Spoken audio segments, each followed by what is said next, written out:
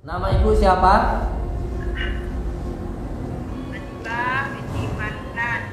Siap. Itu dari golongan Ammar atau Kunti. Nah, beliau ini kelihatan di bagian matanya. Beliau ini sering ngeluh, kepalanya sering pusing, gampang was-was. Karena saya melihat beliau ini seperti saya itu melihat, mohon maaf ya, seperti melihat kuntilanak.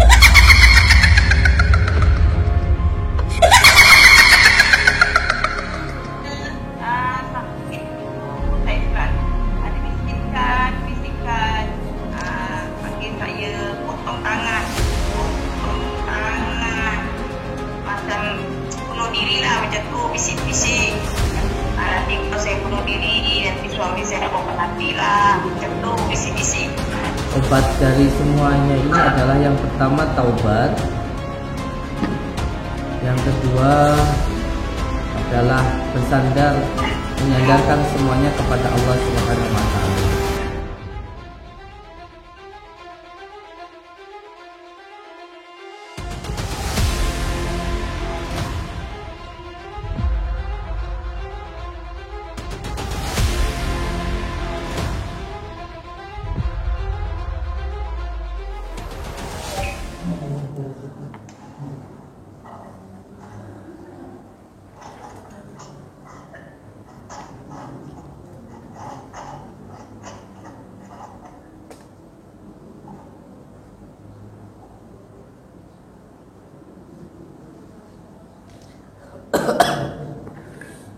Astagfirullahaladzim. Astagfirullahaladzim. Ini beliau ini orang Malaysia ya. Orang Malaysia. Ibu, saya jelaskan dulu sebentar ya. Saya jelaskan dulu sebentar. Sampai fahami dulu ya. Sampai fahami dulu. Bahwa ketika panjenengan pengen suatu hal yang memberatkan panjenengan itu hilang, maka panjenengan harus berusaha untuk ikhlas. Kalau ikhlas, nanti pelepasannya mudah. Suami ibu bukanlah milik ibu. Suami ibu adalah milik Allah. Suami ibu adalah titipan dari Allah yang ditugaskan untuk menemani panjenengan atas kodrat dan iradatnya Allah. Ada dasar ketentuan Allah. Jadi jangan tertuju pada suaminya, tetapi tertuju kepada Allah. Jangan tertuju kepada hati suami, tetapi pada yang mempunyai hati dan yang membolak-balikkan hati, yaitu Allah Subhanahu wa taala. Jadi saya minta panjenengan untuk lebih bersandar kepada yang benar-benar maha segalanya, yang benar-benar bisa untuk disandari. Jangan bersandar kepada suami, sebab suami bisa berubah-ubah. Kadang baik, kadang tidak. Tetapi kalau kita bersandarnya kepada Allah, entah suami itu baik atau tidak, kita akan tetap baik karena kita bersandarnya kepada Allah Subhanahu wa taala. Jangan bersandar kepada apapun selain Allah. Bahkan saya sendiri tidak bersandar kepada istri saya. Saya tidak bersandar atas cintanya. Saya tidak bersandar atas kasih sayangnya. Saya tidak bersandar atas ketakdimannya, nurut.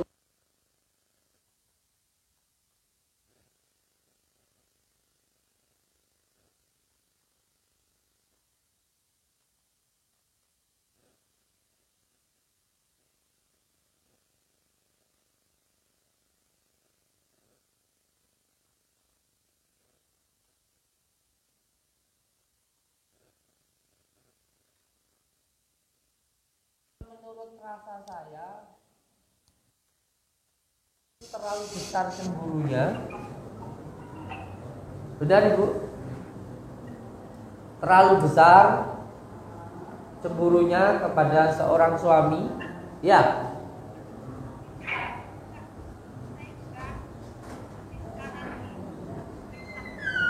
Iya, suaranya bisa lebih keras.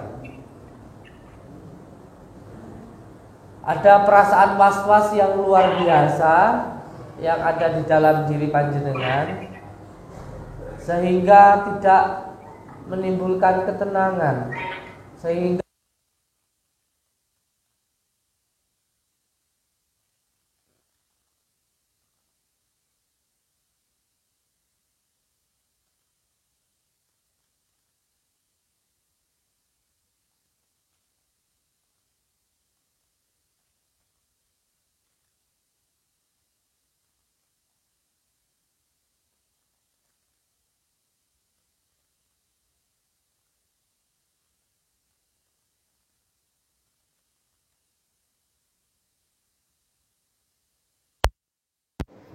karena ketika saya pengen membantu jenengan, maka yang pertama jenengan pun juga harus membantu saya. Ketika panjenengan ingin saya bantu dengan doa, maka panjenengan pun juga harus mau membantu diri panjenengan sendiri. Paham? Paham Ibu? Insya Allah. Karena gangguan apapun dari luar, jika di dalam ini kuat, maka tidak akan terjadi masalah apapun. Ombak sekencang apapun menabrak sebuah kapal, kalau kapalnya itu kuat, kapalnya itu kokoh, maka tidak akan menjadi masalah. Maka saya minta diri panjenengan dulu untuk tenang, keluarganya harmonis, keluarganya bahagia, maka hantaman apapun dari luar tidak akan pernah masuk. Sihir sedahsyat apapun mau menyerang diri kita, asalkan diri kita itu kuat di dalam berpegang teguh kepada tali Allah, kuat di dalam menjalankan syariat Allah, kuat di dalam memegang akidah, maka itu tidak akan ada masalah. Ingat, jin, entah itu jin yang berupa karena ketempelan, tempat, nasab, tidak taat maupun maksiat, atau jin yang karena sihir, entah sihir yang dari gangguan abdul jumud, amar, maupun dari gangguan bangsa khodamnya dukun apapun, asalkan diri kita itu kuat, asalkan jalan masuknya jin itu tidak ada di dalam diri kita, maka dia tidak akan bisa masuk. Sihir seperti apapun tidak akan bisa masuk ke dalam diri kita, gangguan jin seperti apapun tidak bisa masuk ke dalam diri kita, asalkan jalan masuknya itu tidak ada.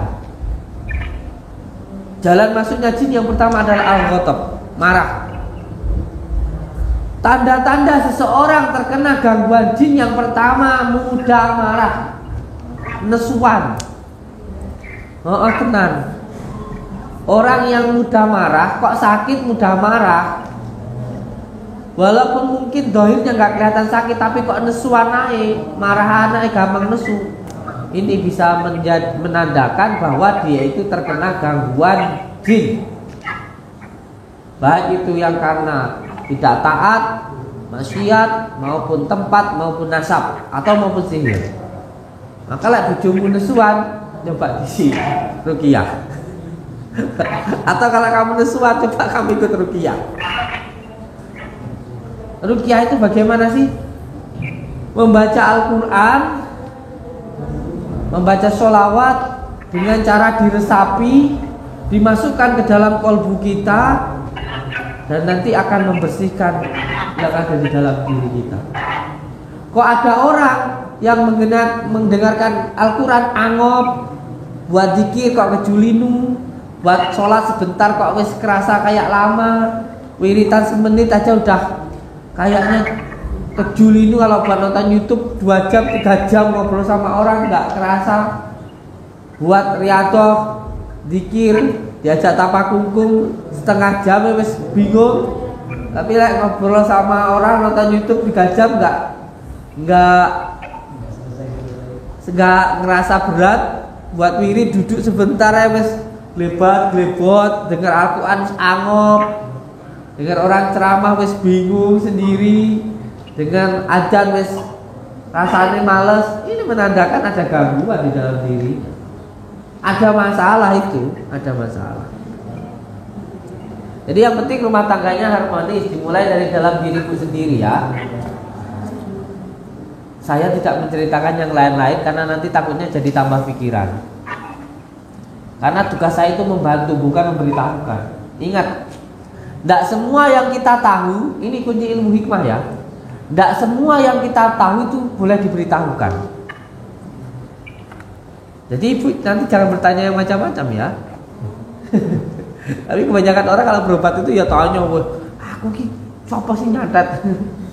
Oh, aku siapa sih nyatet ini? Bisa ada apa orang? Kan begitu biasanya. Padahal ilmu hikmah itu tidak semua yang diketahui boleh diberitahukan. Contoh orang sakit berobat, kita mengetahui dia itu ada gangguan sihirnya. Sebenarnya kita juga tidak boleh memberitahu, kamu kena sihir, kamu kena santet itu.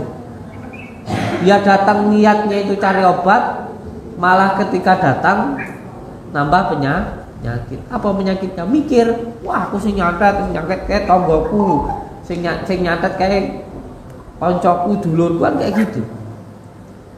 Maka kalau ada orang yang mengatakan dia itu ahli ilmu hikmah, basirahnya kebuka, mata batinnya sudah bisa melihat, tetapi kok dia itu mengatakan ini dan itu bisa dipertanyakan.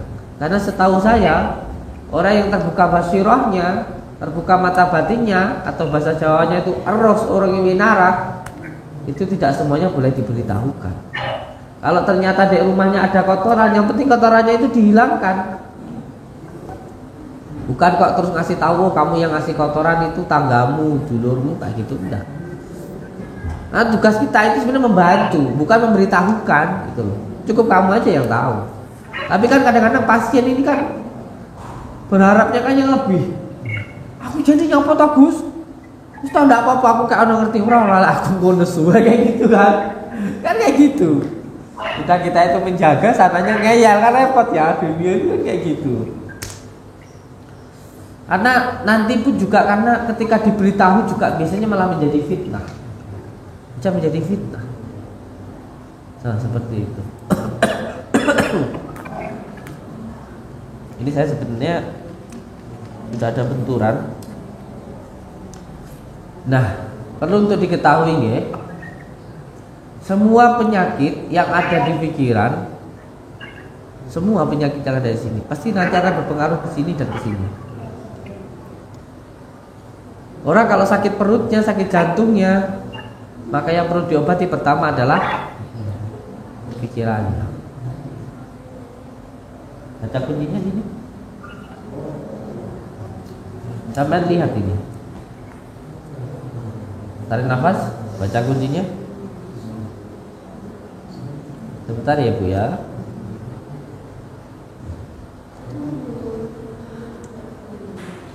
Ya Allah, hamba memohon pertolongan-Mu dengan izin, ridha dan maunah-Mu.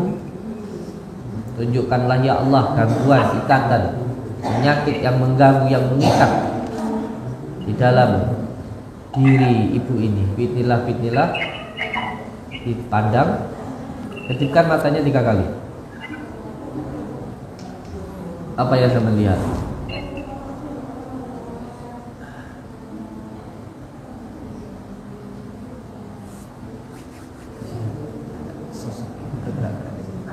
Apa sosoknya? Itu namanya dari golongan Ammar atau Kunti.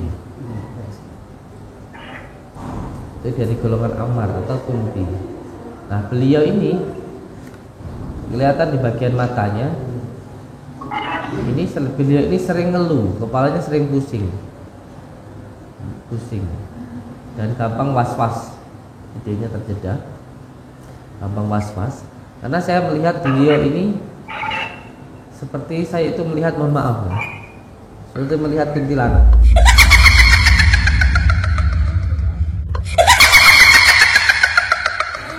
Saya melihat beliau, matanya, sorot matanya kosong. Ini beliau menandakan ada kecemasan, kebingungan di dalam hidupnya. Pasti nanti berpengaruh di bagian perutnya, susah makan, dan sebagainya. Muncullah nanti halusinasi, penampakan.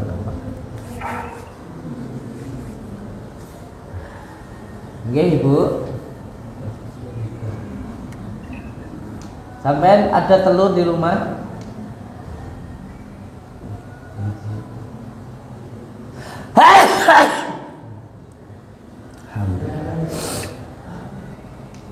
Assalamualaikum.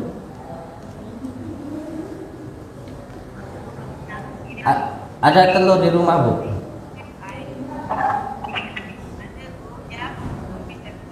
Iya. Oke, mohon maaf. Nama Ibu siapa?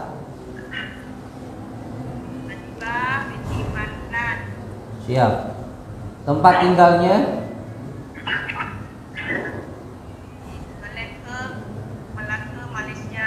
Malaka, Malaysia. Iya, nama ibu kandung?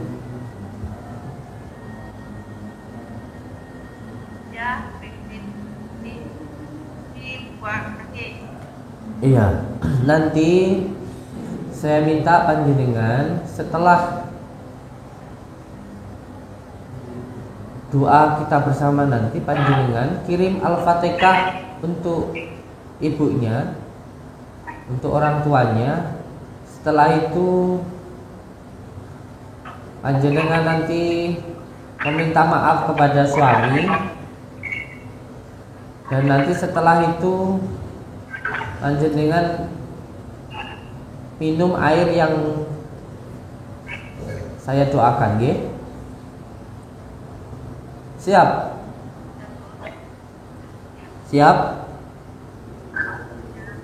Paham dengan yang saya bicarakan tadi?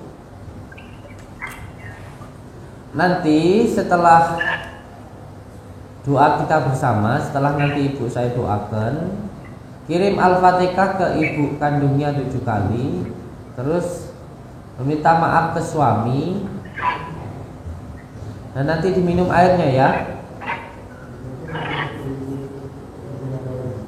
Paham tak? Alhamdulillah.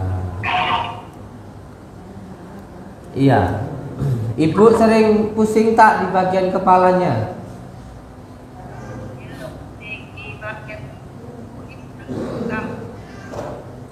Iya.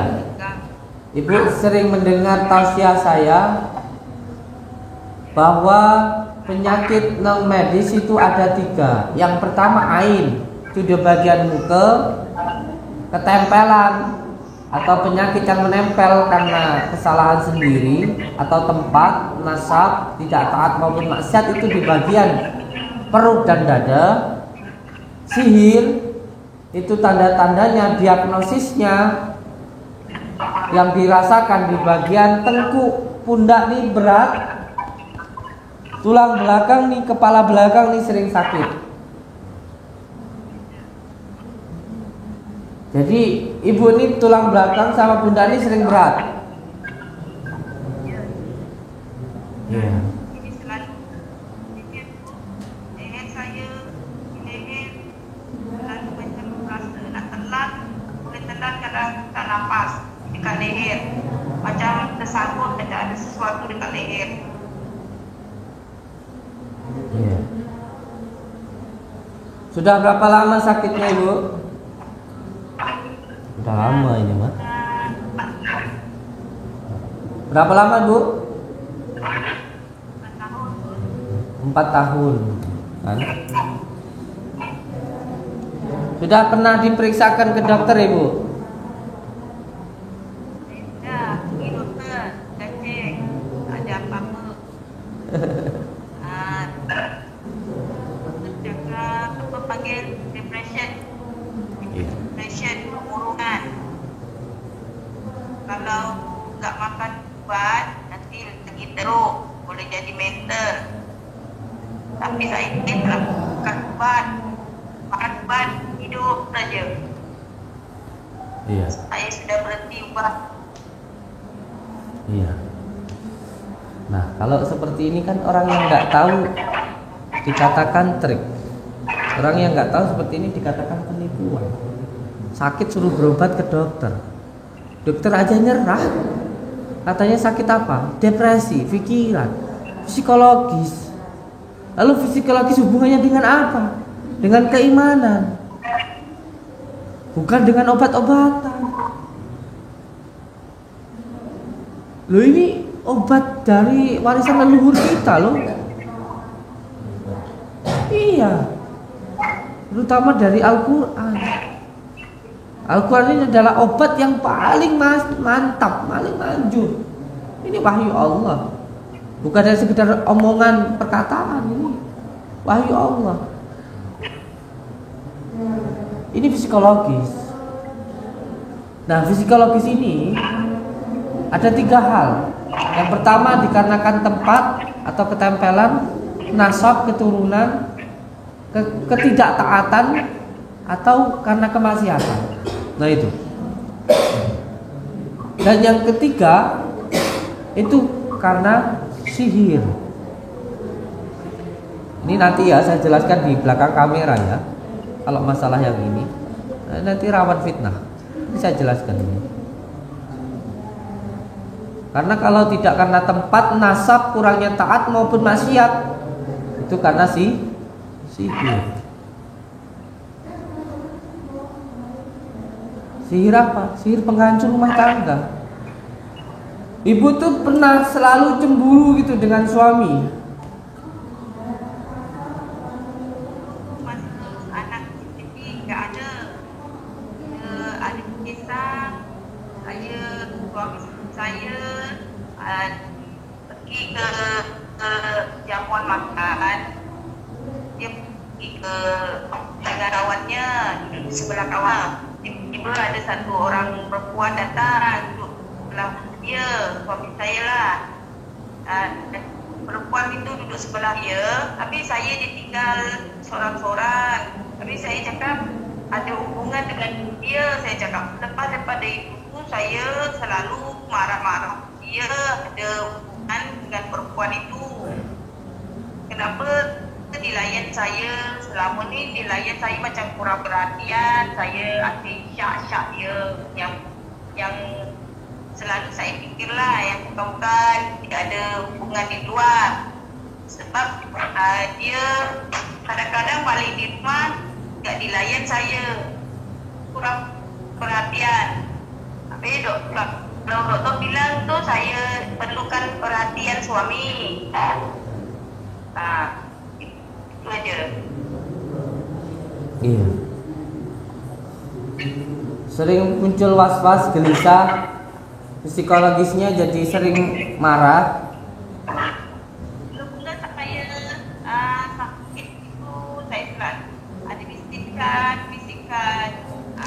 panggil saya potong tangan, macam bunuh diri lah macam tu, bisik-bisik. Nanti kalau saya bunuh diri, nanti suami saya dapat mati lah, macam tu, bisik-bisik. Selalu tu di rumah lama tu selalu macam tu.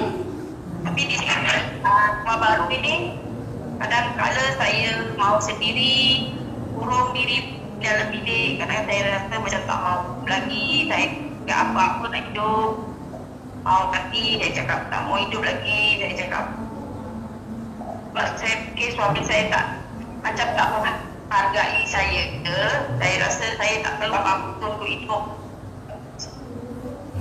Iya. Ibu, seperti yang tadi saya katakan bahwa obat dari semuanya ini adalah yang pertama taubat, yang kedua adalah bersandar, menyandarkan semuanya kepada Allah Subhanahu wa taala. Jadi semuanya yang pertama ibu taubat dulu, terus yang kedua Sandarkan semuanya kepada Allah. Jangan sampai ketika ada seseorang yang menginginkan rumah tangga panjenengan hancur, lalu itu benar-benar hancur. Ketika ada orang yang ingin rumah tangga kita hancur, maka kita harus benar-benar menjaga.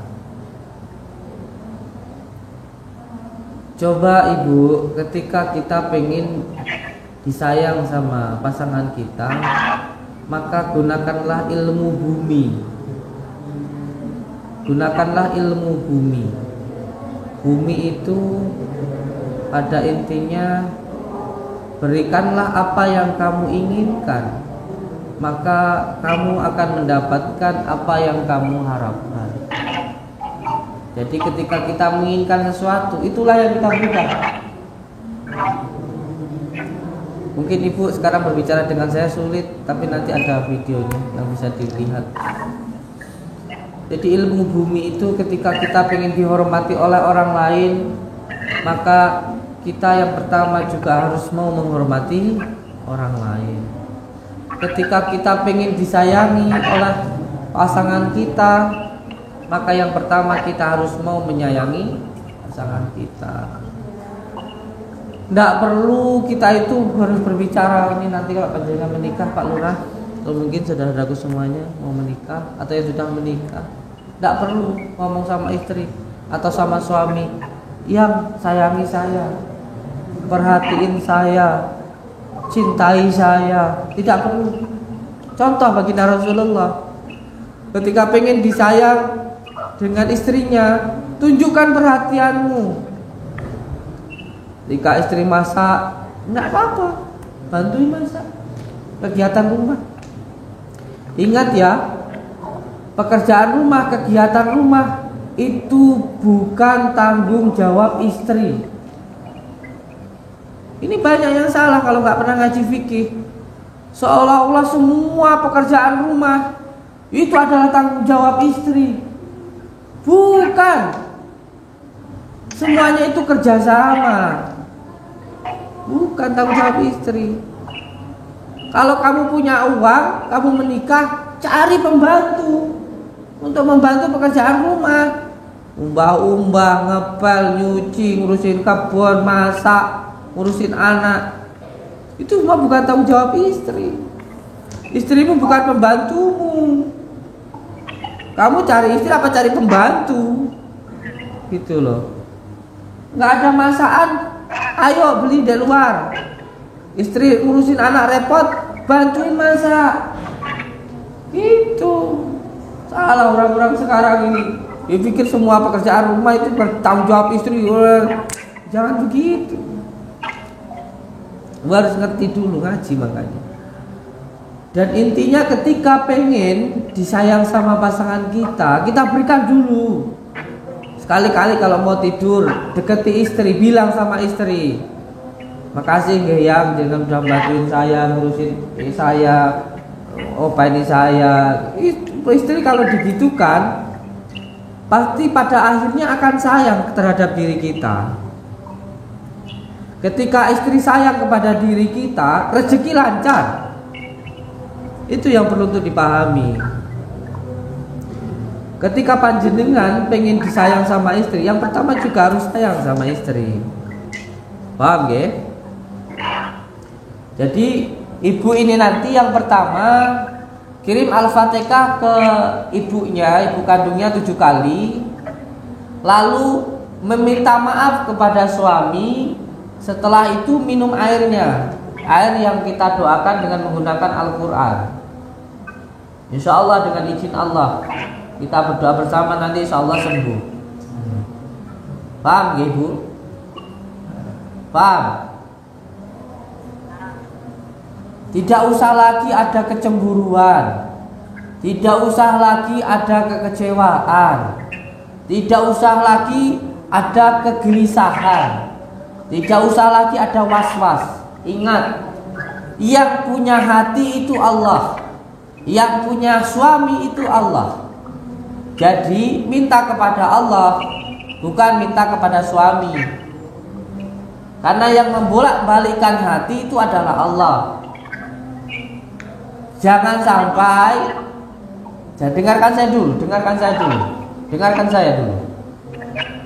Jangan sampai ketika ada orang yang ingin rumah tangganya hancur, panjenengan hancurkan. Itu namanya bodoh. Kalau seperti itu. Kalau saya, ada orang yang mau menghancurkan rumah tangga saya semakin mesra dengan istri saya. Ada orang kok beliau itu ingin menghancurkan rumah tangga saya, menggoda istri saya akan semakin mesra dengan istri saya. Saya semakin sayang. Saya tunjukkan kamu gak akan bisa mengambil istri saya dari saya. Bukannya malah saya marah-marah sama istri. Itu namanya bodoh.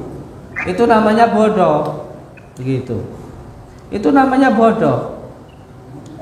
Dan gunakan ilmu saya yang namanya as-sofa, al-wafa, dan al-jafa.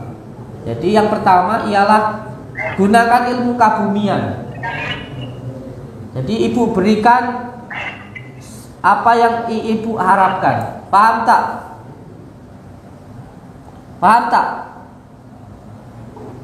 Ini penting ibu dengarkan.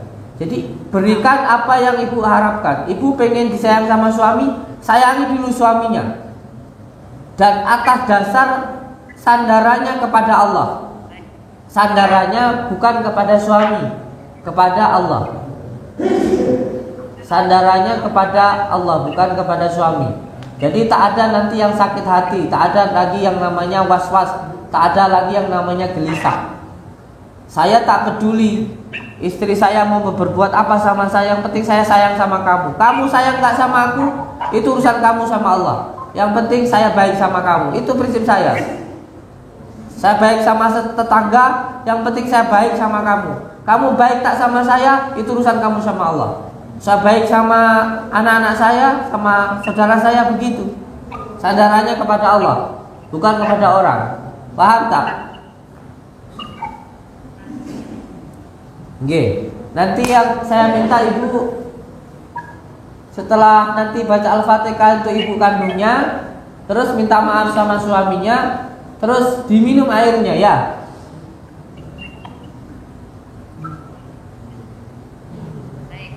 Sekarang siapkan air putih.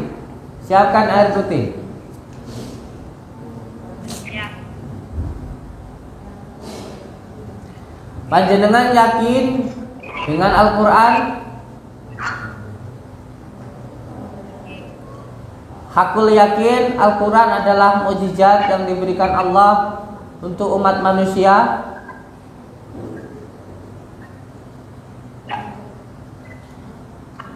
Hakul yakin Al-Quran adalah syifa, obat.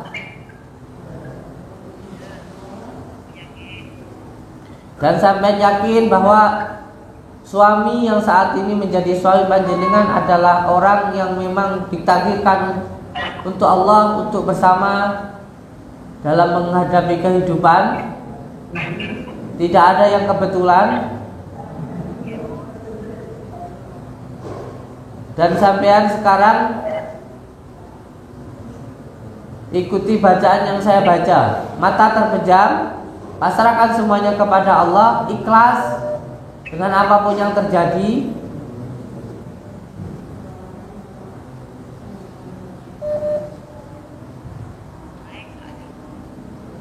Ikhlaskan semua kesalahan yang pernah dilakukan suami, karena itu menjadi barokah untuk diri panjenengan. Dan ikhlaskan apapun yang terjadi di dalam kehidupan panjenengan.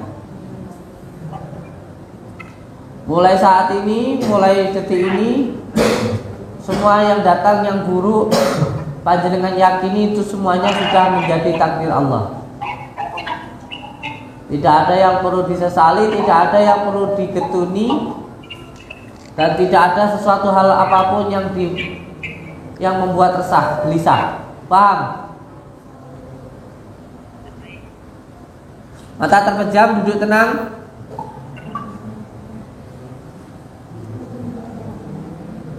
Pasrahkan semuanya kepada Allah.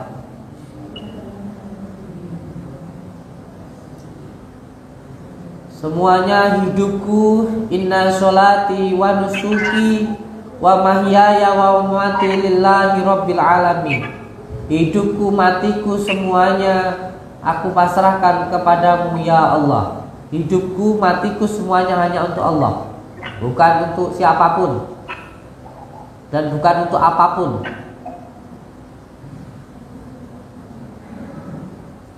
Tarik nafas.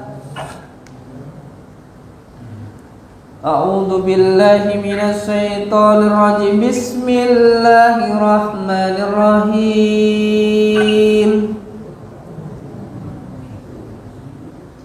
Astaghfirullahaladzim. Pegang dadanya. Pegang dada. Yang sebelah kiri, pegang dada. Astaghfirullahaladzim. Pegang dada kiri dengan tangan kanan. Astaghfirullahaladzim. Astaghfirullahaladzim. Astaghfirullahaladzim. Alladzi la ilaha illa huwal hayyul qayyum wa atubu ilaih. Astaghfirullahaladzim.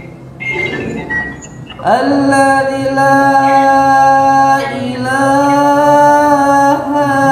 illa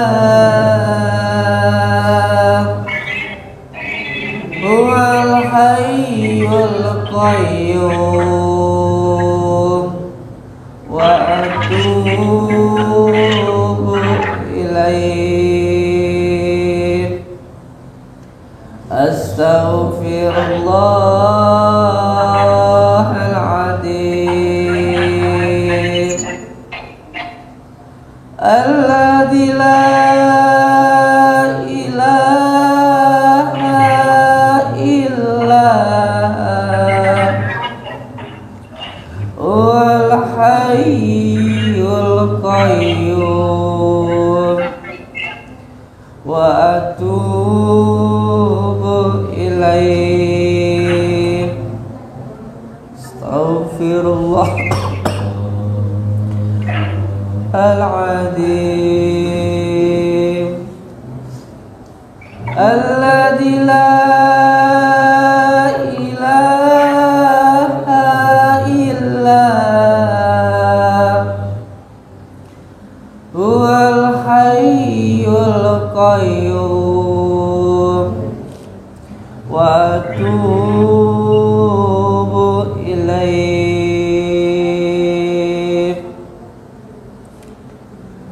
A'udzu billahi minasy syaithanir rajim. Bismillahirrahmanirrahim. Asyhadu an la ilaha illallah wa asyhadu anna Muhammadar Rasulullah. Asyhadu an la ilaha illallah wa asyhadu anna Muhammadar Rasulullah. Allahumma sholli ala sayyidina Muhammad wa ala ali sayyidina Muhammad. Allahumma sholli ala sayyidina Muhammad wa ala ali sayyidina Muhammad. Allahumma sholli ala sayyidina Muhammad Muhammad wa ala ali sayyidina Muhammad.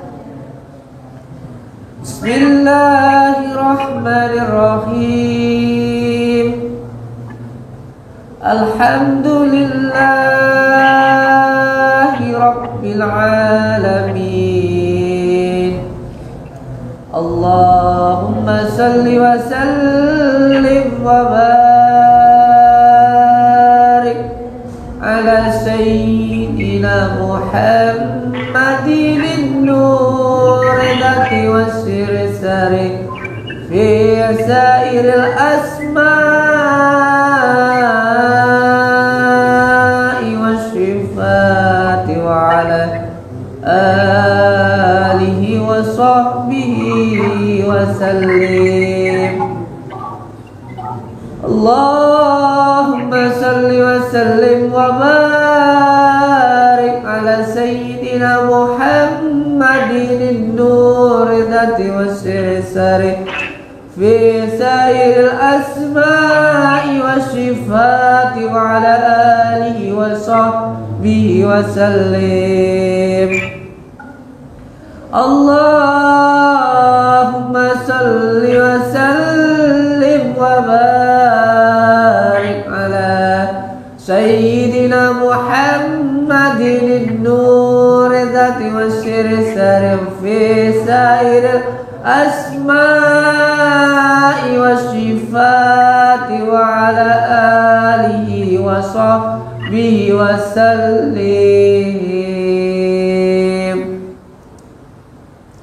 Ya Allah, Ya Rahman, Ya Rahim, hamba memohon pertolongan-Mu ya Allah dengan izin dan ridha-Mu, dengan maunah-Mu ya Allah, dengan kalimat La ilaha illallah Muhammadur Rasulullah, dengan kalimat La ilaha illallah Muhammadur Rasulullah, dengan kalimat La ilaha illallah Muhammadur Rasulullah. Hilangkanlah ya Allah semua gangguan, ikatan penyakit yang mengganggu, yang mengikat di dalam diri saya, keluarga saya, usaha saya, rumah saya, dan seluruh yang ada di dalam kehidupan saya. Ya Allah, Ya Rahman, Ya Rahim, dengan izin dan ridha-Mu, dengan kalimat La ilaha illallah Muhammadur Rasulullah, hilangkanlah ya Allah semua gangguan, ikatan, penyakit tersebut. Gangguan yang dikarenakan tempat, nasab, kurangnya hamba taat maupun karena maksiat. Ikatan yang dilakukan oleh orang sebelum saya atau oleh saya sendiri maupun oleh orang lain. Penyakit yang disebabkan oleh ain, ketempelan maupun sihir. Dengan izin-Mu ya Allah, dengan ridha-Mu ya Allah, dengan pertolongan-Mu ya Allah, dengan maunah-Mu ya Allah, dengan kalimat La ilaha illallah Muhammadur Rasulullah, dengan kalimat La ilaha illallah Muhammadur Rasulullah, dengan kalimat La ilaha illallah Muhammadur Rasulullah. Hilangkanlah ya Allah semua gangguan, ikatan, penyakit tersebut. Innama amruhu idza arada syai'an ayyakula lahu kun fayakun, kun fayakun, kun fayakun. Fasubhanalladzi biyadihi malakutu kulli syai'u wa ilaihi turja'un. Allahu akbar, Allahu akbar, Allahu akbar. Tarik nafas ibu, telurnya taruh di pusar. Telurnya taruh di pusar. Telurnya tempelkan di pusar. Iya, tempelkan di perut telurnya dengan izin Allah. Dengan kalimat La ilaha illallah Muhammadur Rasulullah. Dengan izin Allah, dengan pertolonganmu ya Allah, dengan maunahmu ya Allah, dengan kekuasaanmu ya Allah, dengan kalimat La ilaha illallah Muhammadur Rasulullah. Hilangkanlah ya Allah semua gangguan, ikatan penyakit yang mengganggu, yang mengikat di dalam diri saya. Penyakit yang disebabkan oleh ain, ketempelan maupun sihir. Innama amruhu idza arada syai'an ayyakula law kun fayakun. Kun fayakun, kun fayakun. Wa subhanalladzi biyadihi malakutu kulli syai'in wa ilaihi turja'un. Allahu akbar. Tarik nafas. Tahan di pusar. Telurnya dari bawah diangkat ke atas, terus ditarik ke atas, baca Allahu akbar. Keluar dengan izin Allah. Allahu akbar. Keluar dengan izin Allah. Allahu akbar. Keluar dengan izin Allah. Allahu akbar. Allahu akbar. Allahu akbar. Telurnya pecahkan di piring. Telurnya pecahkan di piring.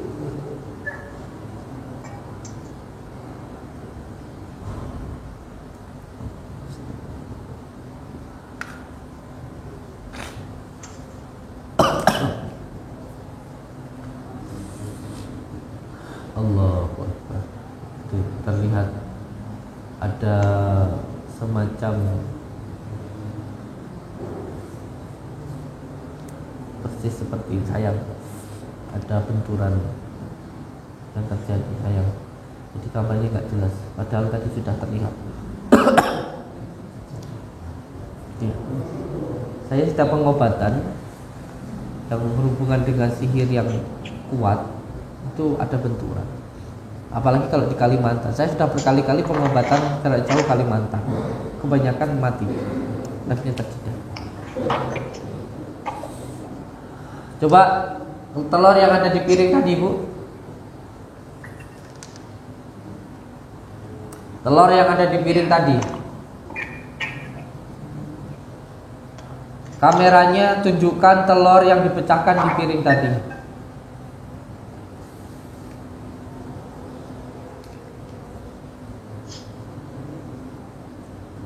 Nah, perlihatkan telurnya di saya.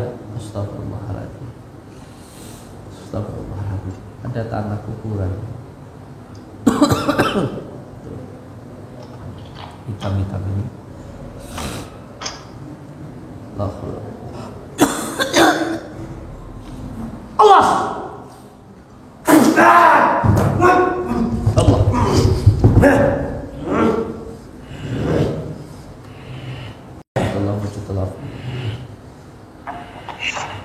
Sirullah datullah sifatullah wujudullah sallallahu la ilaha illallah Muhammadur Rasulullah. Sirullah datullah sifatullah wujudullah sallallahu la ilaha illallah. Kenapa tidak muncul di sini gambarnya? Astagfirullahaladzim. Siapa yang lagi kecambah? Ingat ya, pengobatan kita bukan dengan menggunakan kesurupan. Ini jarang yang memahami, sehingga orang mengira pengobatan kita dengan menggunakan kesurupan. Padahal kesurupan ini hanya abreaksi. Kesurupan ini hanya abreaksi dari sesuatu hal yang terjadi. Kalau umpamanya orang terkena debu, hanya batuknya saja, bukan pengobatan. Kalau pengobatannya dengan menggunakan Al-Quran, dengan menggunakan sholawat, begitu. Paham ya? Efek dari obat tersebut, efek minum obat ada efeknya dan sebagainya, kita hilangkan sekalian itu. Dia harus dipahami semacam itu, dan perlu untuk dipahami abreaksi atau hal yang terjadi seperti ini jangan dipercayai 100%. Saya sudah sering mengatakan, Ini bukan metode pengobatannya. Jadi jangan percaya dengan ininya, dengan Al-Quran dan sholawatnya. Gitu. Paham? Bukan pengobatan dengan Al-Quran ada efeknya seperti itu, bukan. Gangguannya, ikatannya yang seperti ini. Ketika memasukkan yang baik, yang buruk akan keluar. Paham sih? Paham nose? Jangan asal ngomong. Pengobatannya dengan kesurupan, bukan kayak gitu. Ketika memasukkan yang baik, yang buruk akan keluar. Cuman kamu itu istiqomah nggak melakukan yang baik-baik itu, gitu loh. Kamu istiqomah nggak? Kalau kamu nggak istiqomah, makanya terkadang butuh orang lain untuk memasukkan itu, memasukkan asma Allah dalam dirimu, gitu. Ini perlu tuh dipahami. Nah ini makhluk seperti ini namanya amat. Senangnya mengganggu pikiran orang. Yang diganggu jangan mau. Yang diganggu jangan mau. Kalau mau bodoh namanya. Bangsa jin seperti ini tugasnya mengganggu rumah tangga orang. Karena apa? Karena menikah itu adalah ibadah yang paling lama dan yang paling disukai oleh baginda Rasulullah. Itu adalah ibadah menikah. Kamu menikah, ngobrol sama istri, kamu ibadah. Tidur sama istri, kamu ibadah. Senyum sama suami, kamu ibadah. Masak buat suami, kamu ibadah. Bercanda sama suami, kamu ibadah. Setan gak suka. Makanya bagaimana caranya rumah tangga kamu hancur. Setannya suka seperti itu jinnya. Gitu. Makanya jin akan berusaha sekuat tenaga bagaimana caranya supaya rumah tangga kamu tuh hancur. Dibuat kamu seperti ibu ini, ngelihat suaminya selalu benci, ngelihat suaminya selalu marah, cemburu, gelisah, nggak tenang, hidup nggak nyaman. Tujuannya seperti itu. Maka kalau diganggu ya jangan mau gitu, jangan dituruti. Nggak ada cara yang lain untuk hal semacam. Walaupun kamu kayak gini ya, mohon maaf bukannya saya itu sombong ya. Saya itu memang hanya orang biasa ya. Tapi yang berobat ke saya itu profesor, dokter yang punya rumah sakit. Lihat video saya pengobatan di rumah sakit terbesar di Pamekasan. Karena hal semacam ini mau diobati pakai obat seperti apapun, kayak beliau ini sudah 4 tahun minum obat, nggak sembuh-sembuh. Karena apa? Karena bukan dohirnya yang sakit itu, psikologisnya, pikirannya. Makanya jin itu maksudnya dari rambut terus ke aliran darah. Gitu loh. Kalau orang nggak tahu, bilangnya trik penipuan kayak gitu, wes mesti. Orang ngomong kayak gitu, wes jarno, harus disauri, disauran orang kayak gunane.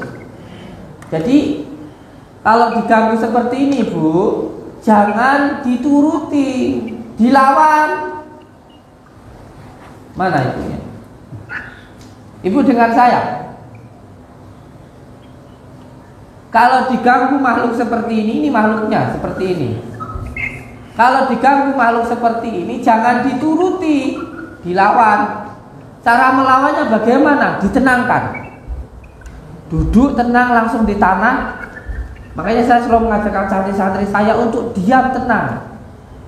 Pertama kali pasti pikirannya kemana-mana, karena pikiran hawa nafsu itu selalu mengajak untuk hal-hal yang buruk. Maka duduk tenang, zikir Allah, Allah tenang. Masuk fase pertama pasti pikirannya kemana-mana, karena biasa nafsu itu pengennya kemana-mana, menguasai dunia. Nafsu itu seperti itu. Yang kedua akan mulai masuk ke dalam perlawanan. Kayak ada getaran, mulai ada gerakan, mulai ada kayak yang menusuk-nusuk berjalan di dalam tubuh kita. Biarkan, tidak usah digerakkan. Nanti yang ketiga mulai masuk ketenangan. Makanya kemarin kita kumpul bersama itu, ya pertama masuk ke air dingin lah ya, lama-lama nanti menggigil, lama-lama hangat, udah nggak berasa apa-apa. Saya berapa jam itu? Dari malam sampai menjelang subuh, nggak ada perasaan yang nggak enak, enaknya. Karena kalau pikiran itu kayak sapi itu, pertama kali diikat ya pasti gonjal-gonjal, lama-lama nurut. Nafsu itu makanya harus dilawan. Nafsu itu harus dilawan. Kamu kan punya kehidupan sendiri. Kamu kan punya alam sendiri. Lalu kenapa kamu mengganggu saudara saya? Aku suka mengganggu karena hatinya penuh kebencian. Berarti kamu sangat senang dengan seseorang yang hatinya ada kebencian, ada kecemburuan, ada kemarahan. Itu kamu sangat suka dengan itu. Kami senang mengganggunya. Kami senang menghancurkan semua keluarganya. Itu kan? Ini terserah ya, mau dikatakan apapun ya, tapi pada intinya ini yang saya ketahui. Kalau benar ya dari Allah, kalau salah dari saya. Vibrasi atau energi yang terjadi di dalam diri beliau karena kemarahan, karena kecemasan, karena ketidaktenangan, mengakibatkan mudahnya gangguan masuk ke dalam diri beliau sendiri. Akhirnya diri beliau ini, akhirnya tubuh ibu ini, tubuh panjenengan ini ditempati oleh bangsa jin. Bisa nggak tubuh kita ditempati bangsa jin? Bisa. Ada hadisnya aja. Makanya tubuh ini jangan hanya diisi dengan makanan tohir, tapi isi juga dengan makanan batin. Sebab tubuh kita ini banyak rongga-rongganya loh. Makanya setiap orang yang datang ke Al-Hikmah ya, Al-Hikmah sekarang ini zaman dibolak-balik. Al-Hikmah dikatakan dukun dikatakan Al-Hikmah, ini zaman bolak-balik edan, zaman edan. Makanya setiap orang yang datang ke Al-Hikmah, ke peruqyah, pasti dikasih wiritan, dikasih amalan, disuruh memperbaiki sholatnya. Lalu sekarang kalau orang datang disuruh membaca Al-Quran, disuruh zikir, disuruh memperbaiki sholatnya, kok dikatakan orang itu dukun? Ya silakan. Ya sak karepmu, sak gelemu. Saya itu mau dikatakan dukun mau apa ya silakan. Cuman pelajaran seperti ini ada di dalam Al-Quran, ada di pesantren-pesantren kita itu ada. Nah ini yang perlu dipahamkan. Jadi bangsa seperti ini sangat suka sekali bertempat tinggal di dalam rumah yang kita tempati maupun rumah diri kita sendiri. Diri kita ini rumah loh. Jasad kita ini rumahnya, batin kita ini bukan diri kita. Ini adalah rumah kita, ini adalah jasad kita. Nanti kalau kitanya sudah kembali ke Allah, ini gantian jadi tanah. Terus tanah nanti numbuhin tanaman kita dimakan orang, ini jadi badan lagi membesar. Gantian ini. Raga ini tuh rumah. Rumah ini bisa ditempati oleh makhluk yang lain kalau kita sendiri tidak mengenali diri kita sendiri. Kalau diri kita tidak mengenali rumah kita sendiri, nanti rumah kita ditempati oleh makhluk yang lain. Sampai punya rumah harus mengenali rumah sama sendiri. Jangan mau rumahnya ditempati jin, jangan mau. Dikenali ruangan satu persatunya. Makanya ada zikir khusus di telinga, asyhadu alla ilaha illallah wa asyhadu anna muhammadar rasulullah. Allahumma sholli ala sayyidina Muhammad wa ala ali sayyidina Muhammad kama sholaita ala sayyidina Ibrahim wa ala ali sayyidina Ibrahim wa barik ala sayyidina Muhammad wa ala ali sayyidina Muhammad. Kamu sholat itu bacaan itu dirimu sendiri itu loh. Itu kamu di dalam diri sendiri. Sudah berapa lama kamu bertempat tinggal di sini? Sudah bertahun-tahun. Apa yang menjadi sarana kamu sehingga kamu membuat orang ini selalu pengen bunuh diri? Karena aku menguasai dalam pikirannya. Apa sarananya? Apa yang ditempatkan di sana sehingga kamu bisa bertempat tinggal di situ? Saya tidak bisa mengatakan itu. Bismillahirrahmanirrahim. Badanas badatas badianas Wassalamualaikum warahmatullahi jinni Walinsi wa syaitani kulli nafsin da'iqatul maut Da'iqatul maut Da'iqatul maut Da'iqatul maut Allah.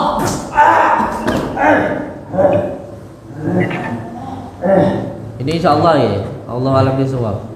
Dan digunakan itu tanah kuburan. Dan tanah kuburan orang yang mati dalam posisi matinya mati teles, bukan arwahnya yang digunakan. Kalau orang mengira wah itu Gus Samsudin bilang berarti arwahnya digunakan untuk nyantet orang, enggak. Ini nggak ngerti orang seperti ini. Ada koringnya, ada jinnya yang digunakan untuk. Saya pernah menemui sebuah kejadian seseorang itu nyantet orang dengan cara ini, tapi jangan sampai digunakan ya, menginjak-injak Al-Quran di kuburan. Karena apa? Karena dia ditinggal selingkuh sama suaminya, terus suaminya sama orang lain, dia ke kuburan pegang Al-Quran diinjak-injak. Yang diserang hilang. Seperti ini. Saya pernah mengalami hal semacam ini. Pengobatannya kembali lagi, kita minta pertolongan kepada Allah. Dia ada tanah kuburan yang disiramkan di sana, di depan rumahnya ibunya. Gitu. Apa yang kamu lakukan di dalam keluarga ini?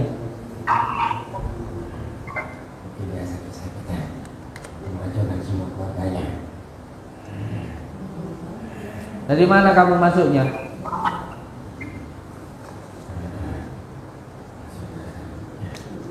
Kamu masuk dari rambut ibunya. Setelah itu kamu masuk ke pikirannya. Pikirannya kamu buat apa? Kacaukan pikirannya. Bagaimana cara kamu mengacaukannya? Memberikan supaya andanya, pikirannya itu kacau. Dolim kamu seperti ini. Dibuat benci dengan suaminya, dibuat marah dengan suaminya. Terus bagaimana? Hidup dengan suaminya sendiri gak dipercayai, kan repot. Ini repot kalau kayak gini. Ibu dengarkan saya ya. Saya tidak akan bisa membantu jenengan kalau saya tidak bisa membantu Anda, kalau Anda tidak mau membantu diri sampai sendiri. Sampai harus membantu diri panjenengan sendiri. Dengan cara apa? Jangan menuruti bisikan setan. Bagaimana supaya terhindar dari bisikan setan? Kita harus tenang. Bagaimana seseorang bisa tenang? Hanya ketika dia ingat kepada Allah. Ingat bukan hanya sekedar ingat ya. Oh saya sudah ingat kok itu. Ingat kamu yang bagaimana? Itu. Nanti kebantu lah. Kasihan gitu loh. Panjenengan itu harusnya hidupnya sudah enak. Harusnya sampean itu hidupnya sudah senang. Susahnya itu karena kurangnya keimanan.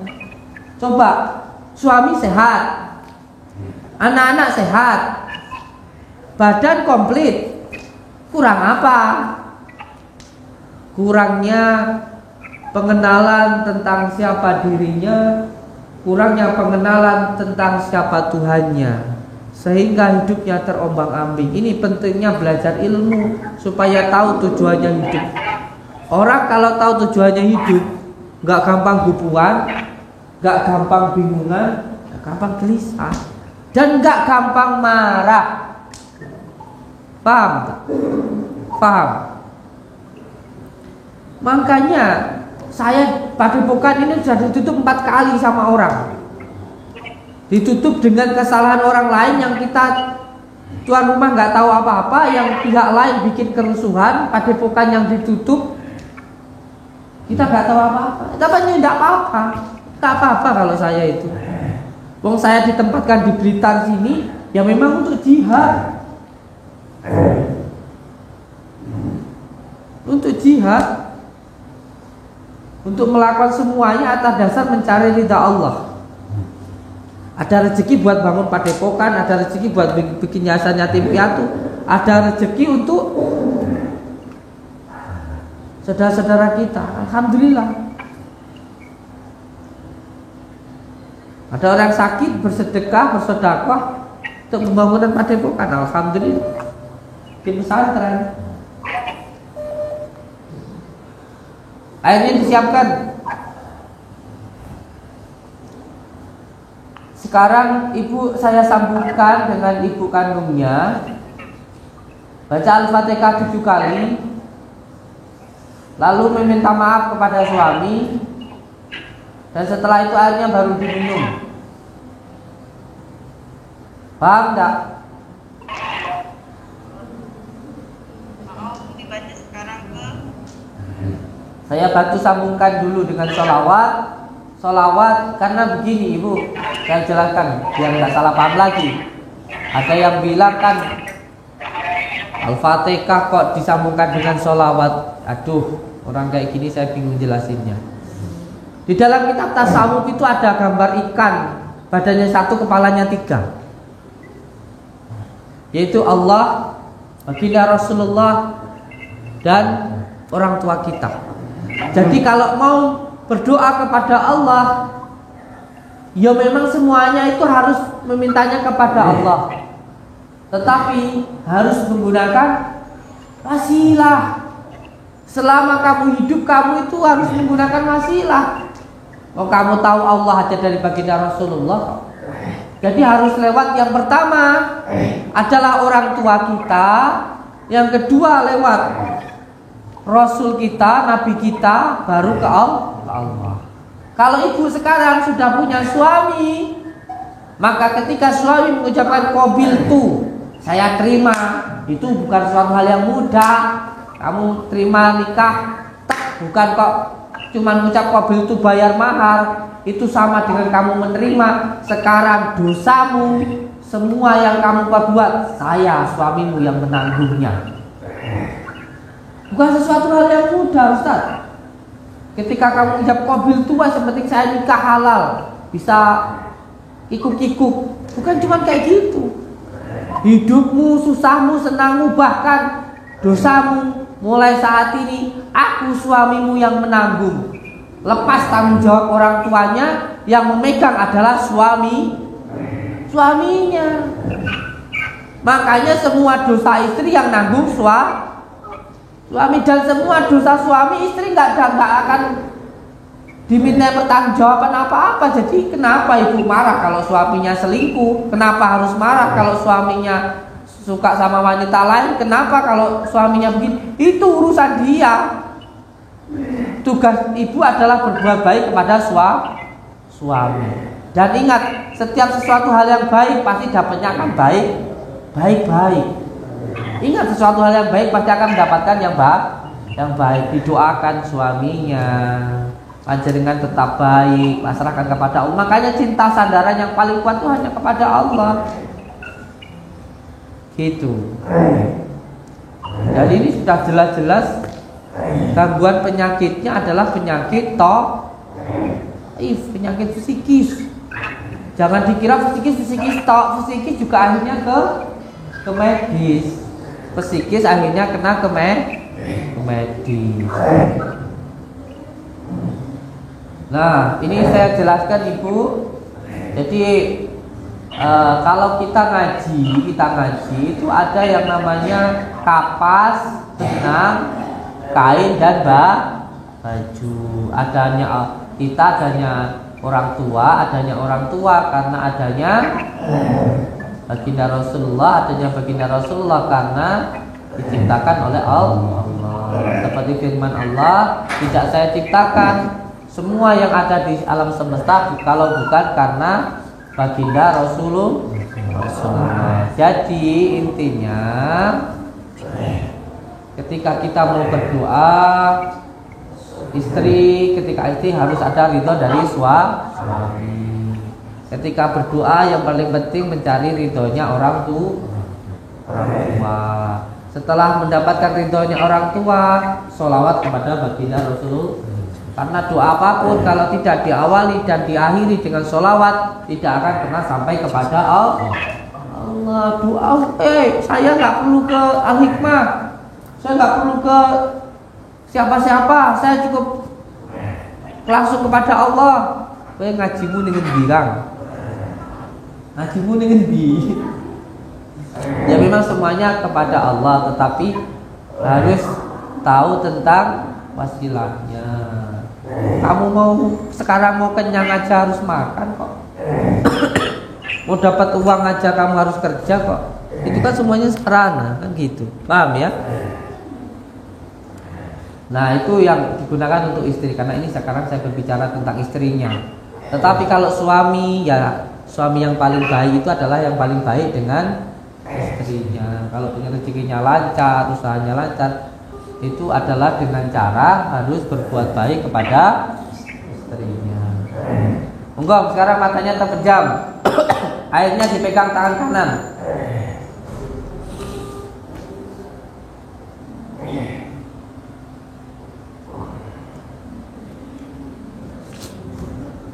Malaysia ya, jadi apa namanya? Yang agak sulit ya.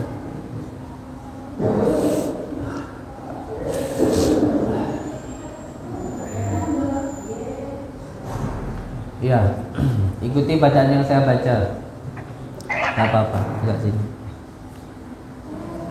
A'udzu billahi minasyaitonir rajim. Bismillahirrahmanirrahim. Allahumma ighfirli dunubi wali walidayya warhamhuma kama rabbayani shaghira. Allahumma ighfirli dunubi wali walidayya warhamhuma kama rabbayani shaghira. Allahumma ighfirli dunubi wali walidayya warhamhuma kama rabbayani shaghira. Allahumma salli wa sallim wa barik ala sayyidina Muhammadin nuri dzati wasyiri sari fi sairil asma'i. Sebut nama ibu kandung ibu. Sebut nama ibu kandungnya. Sebut nama ibu kandungnya. Sebut nama ibu kandungnya. Al-Fatihah. A'udzu billahi minasyaitonir rajim. Bismillahirrahmanirrahim. Alhamdulillahi rabbil alamin arrahmanir rahim maliki yaumiddin. Iyyaka na'budu wa iyyaka nasta'in. Ihdinas siratal mustaqim. Siratal ladzina an'amta 'alaihim ghairil maghdubi 'alaihim waladdallin. Amin. Allahumma shalli wa sallim wa barik ala sayyidina Muhammadin nuril dzati wa syuri syarifi sairil asma'i. Sebut nama suaminya. Sebut nama suami. Al-Fatihah. A'udzu billahi minasy syaithanir rajim. Bismillahirrahmanirrahim. Alhamdulillahi rabbil alamin arrahmanir rahim maliki yaumiddin. Iyyaka na'budu wa iyyaka nasta'in. Ihdinas siratal mustaqim. Siratal ladzina an'amta 'alaihim ghairil maghdubi 'alaihim waladdallin. Rabbil wali walidayya. Amin. Ya Allah, ya Rahman, ya Rahim, hamba memohon ya Allah segala pertolonganmu ya Allah, kaunahmu ya Allah, izinmu ya Allah. Hamba pasrahkan ya Allah hidupku, matiku semuanya hanya kepadamu ya Allah, ya Rahman, ya Rahim. hamba pasrahkan ya Allah, hamba pasrahkan ya Allah, hamba pasrahkan ya Allah, hamba pasrahkan ya Allah, hamba pasrahkan ya Allah, hamba pasrahkan ya Allah, hamba pasrahkan ya Allah, semuanya kepadamu ya Allah, ya Rahman, ya Rahim. Hidupku, matiku, rezekiku, susahku, senangku, semuanya hamba pasrahkan kepadamu ya Allah. Diriku, anakku, suamiku, semuanya hamba pasrahkan kepadamu ya Allah. Ya Allah, ya Allah, ya Allah. Tarik nafas, tiupkan ke airnya, diminum. A'udzubillahi minasyaitonirrajim. Bismillahirrahmanirrahim. Diulangi lagi. Bismillahirrahmanirrahim. Diteguk sekali, baca alhamdulillah. Sekali saja tegukan. Sekali lagi diteguk, baca alhamdulillah. Diteguk lagi sekali, baca alhamdulillah. Sekarang dirasakan badannya.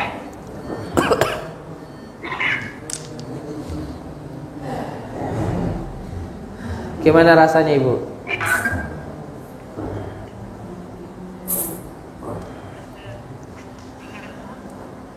Alhamdulillah. Dadanya sudah plong?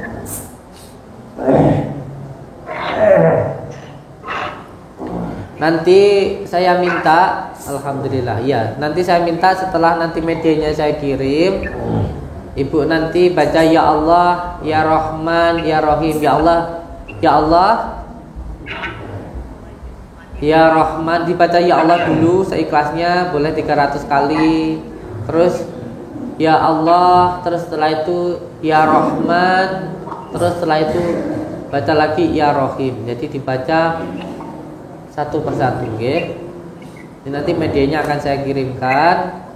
Semoga keluarganya sakinah mawadah warahmah, bisa hidup bahagia dengan keluarganya, bisa bahagia dengan suaminya, bisa bahagia dengan anak-anaknya, dan bisa tentram di dalam kehidupannya, mendapatkan rezeki yang berkah, yang barokah, bisa selalu beribadah, dan keluarganya Ibu sakinah mawadah warahmah, keturunannya soleh dan soleha.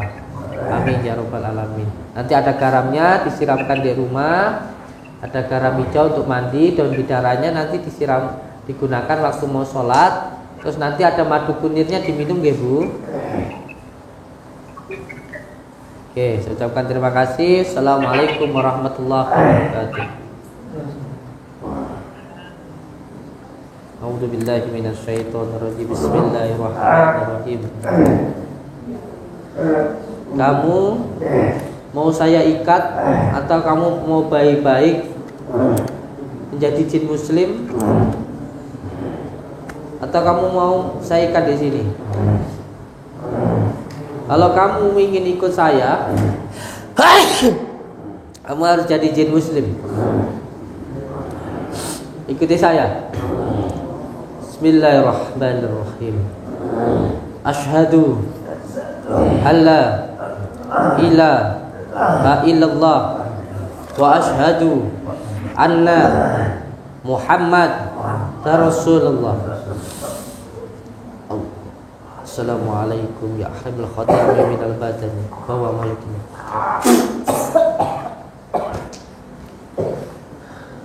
Nggih. Alhamdulillahi rabbil alamin.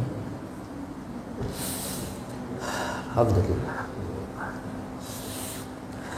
Mohon doanya untuk semua saudaraku dimanapun berada. Semoga saudara kita yang ada di Malaysia tadi diberikan kesembuhan oleh Allah Subhanahu wa taala. Kita di sini hanya berdoa demi Allah. Saya hanya berdoa, dan saya yakin ketika kita mendoakan yang baik benar-benar dari dalam hati untuk orang lain, sama halnya ketika kita berbuat baik untuk diri kita sendiri. pada akhirnya kita, entah anak kita ataupun cucu kita ataupun saudara kita, nanti pada akhirnya juga akan mendapatkan kebaikan itu sendiri.